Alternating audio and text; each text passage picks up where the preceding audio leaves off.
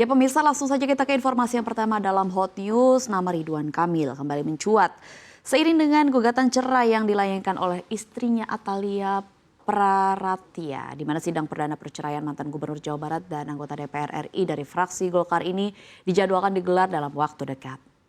Informasi gugatan cerai ini dibenarkan oleh Pengadilan Agama Bandung. Panitera Pengadilan Agama Bandung, Dede Supriyadi, menyebut Atalia melalui kuasa hukumnya telah mendaftarkan perkara gugatan cerai. Sidang perdana diketahui akan digelar pada Rabu 17 Desember 2025. Sebelum terjun ke dunia politik, Ridwan Kamil dikenal sebagai seorang arsitek. Ridwan Kamil mendirikan perusahaan PT Urbane Indonesia setelah merampungkan pendidikan Master of University of California, Berkeley. Dan sejak menjadi pejabat publik, Ridwan Kamil rutin melaporkan harta kekayaannya. Pada tahun 2013 hartanya tercatat 5,9 miliar rupiah dan meningkat menjadi 22,76 miliar rupiah pada akhir 2023. Harta ini didominasi tanah dan bangunan senilai 17,86 miliar rupiah, disusul kas dan setara kas 5,93 miliar rupiah serta alat transportasi. Sementara Atalia Praratia dalam LHKPN 2024 melaporkan total harta kekayaan sebesar 26,5 miliar rupiah. Sebagian besar harta Atalia juga berasal dari tanah dan bangunan dengan beberapa aset tercatat serupa dengan Ridwan Kamil.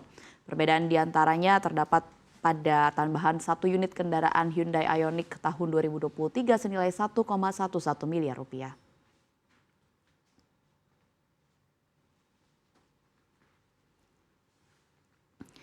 Pemirsa, kita ke informasi terpopuler selanjutnya. Presiden Amerika Serikat Donald Trump menegaskan kesepakatan untuk mengakhiri perang Ukraina berada pada titik paling dekat sejak konflik pecah. Hal ini menyusul pernyataan Washington yang telah menawarkan jaminan keamanan setara NATO kepada Kiev dan keyakinan bahwa Moskow akan menerima skema tersebut. Presiden Trump menyebut Ukraina bersedia untuk tidak bergabung dengan NATO asalkan mendapatkan jaminan keamanan setara dari Barat. Trump telah melakukan pembicaraan dengan Presiden Ukraina Volodymyr Zelensky, pemimpin NATO serta sejumlah pemimpin Eropa termasuk Inggris, Prancis dan juga Jerman. Trump menyebut Washington telah melakukan banyak komunikasi dengan Presiden Rusia Vladimir Putin dan mengaku telah berbicara langsung dengan Putin tanpa merinci isi pembicaraan. Namun Trump mengisyaratkan Ukraina kemungkinan harus menerima kehilangan sebagian besar wilayah di Donbas Timur sebagai imbalan atas jaminan keamanan dari Barat. Trump menyatakan Eropa akan memainkan peran besar dalam skema jaminan keamanan termasuk wacana pembentukan pasukan penjaga perdamaian multinasional meski masih ditolak oleh Rusia. Sementara itu Rusia mengatakan status Kiev yang bukan anggota NATO sebagai landasan dalam pembicaraan untuk mengakhiri perang. Juru bicara Dmitry Peskov menekankan masalah ini adalah salah satu landasan dan membutuhkan diskusi khusus. Dirinya menambahkan Rusia mengharapkan Amerika Serikat memberi konsep yang jelas tentang apa yang dibahas di Berlin, Jerman. Perlu diketahui pembicaraan antara Zelensky lalu utusan Amerika Serikat dan Eropa memang sedang terjadi di Jerman.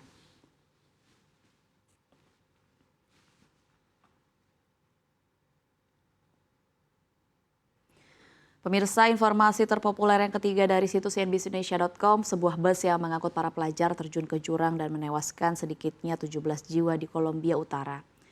Gubernur Antigua Andres Julian mengatakan pada Minggu 14 Desember 2024 waktu setempat sebanyak 17 orang meninggal dunia dan 20 orang lainnya mengalami luka-luka akibat kecelakaan tersebut.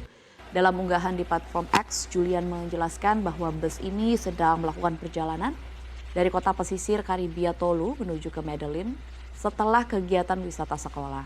Bus ini mengangkut siswa-siswi dari Antigueno High School yang sebelumnya merayakan kelulusan mereka di pantai.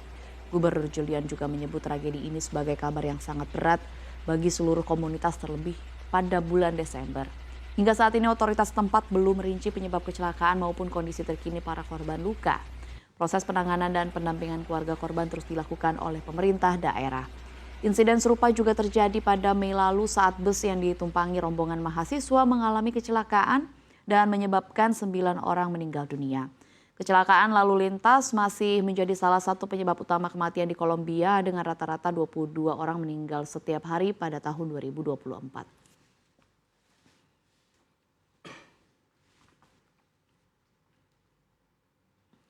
Pemirsa, kita ke informasi yang terpopuler yang terakhir, di mana Presiden Republik Indonesia Prabowo Subianto mengungkapkan efisiensi anggaran pemerintah yang dilakukan sejak awal tahun telah memberikan hasil nyata dengan penghematan besar-besaran. Pemerintah kini memiliki anggaran yang cukup untuk menopang kegiatan dan stabilitas ekonomi nasional. Hal ini disampaikan Presiden Prabowo saat memimpin sidang kabinet pada Senin 15 Desember 2025 kemarin. Presiden Prabowo menegaskan tanpa efisiensi sejak bulan pertama pemerintah tidak akan memiliki kekuatan anggaran seperti saat ini. Presiden Prabowo juga menyebut telah menerima laporan dari Menteri Keuangan Purbaya Yudisadewa terkait dengan kondisi sisa anggaran pemerintah. Dalam laporan ini diketahui sisa anggaran yang berhasil dihemat tergolong cukup besar, namun Presiden menyoroti masih adanya belanja di kementerian dan lembaga yang berjalan lamban. Presiden Prabowo menilai masih terdapat banyak pihak yang terlalu terikat dan menghambatkan diri pada aturan. Menurutnya peraturan dibuat oleh manusia dan tidak selamanya memberikan manfaat bagi rakyat. Prabowo menegaskan apabila peraturan tidak menguntungkan bangsa dan rakyat, maka aturan tersebut harus segera diubah.